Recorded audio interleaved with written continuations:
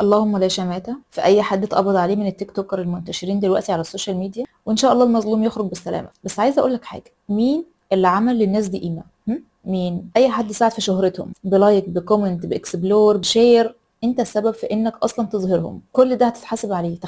تخيل ان انت اصلا هتتحاسب ان انت بتنشر الفاحشه وبتساعد ناس ان هم ينتشروا في المجتمع بتاعنا وبتسقف لهم وبتدعمهم. تخيل ان انت تتحاسب على كل ده. الناس دي قبل ما يظهروا ما كانش ليهم اي قيمه خالص. ولادك الصغيرين يشوفوا، اخواتك الصغيرين يشوفوا فيبداوا يقلدوا. علياء بتقلد سوزي، ما كانش حد يعرف علياء اصلا، ولا كان حد يعرف سوزي ولا اي حد شبههم. انا مش شمتانه فيهم بجد، انا اتمنى ان هم يتعلموا من اخطائهم ويرجعوا لدينهم ويرجعوا لدراستهم ويرجعوا لحياتهم الطبيعيه. كل يوم هتلاقي حد جديد بيقلد. من ضمن الحاجات اللي كانت بتقولها علياء اصلا في اللايف بتاعها، احنا شعب بيحب التفاهه وانا تافهه، وبدات تعمل حركات اصلا اتكسف ان انا اعملها. قالت هو ده اللي بيجيب ريتش. احنا شعب تافه، بنشوف الناس اللي ملهاش قيمه خالص ونبدا نكبرها ندعمها، لكن نسيب الناس المحترمه اللي بتقدم حاجه كويسه لا، دول ما نبصش عليهم خالص. عايزين الناس اللي تجيب ريتش اسرع، فلوس اكتر، شهرة اسرع، لا دين بقى ولا اخلاق ولا اي حاجه، يتنازل عن كل ده عشان مقابل بس الشهره. فما تخليش حد يضحك عليك ويستغلك. لما تدي قيمه لصانع محتوى ادي للناس المحترمه، ما تتابعش الناس دي لانك هتتحاسب على كل حاجه انت عملتها لهم،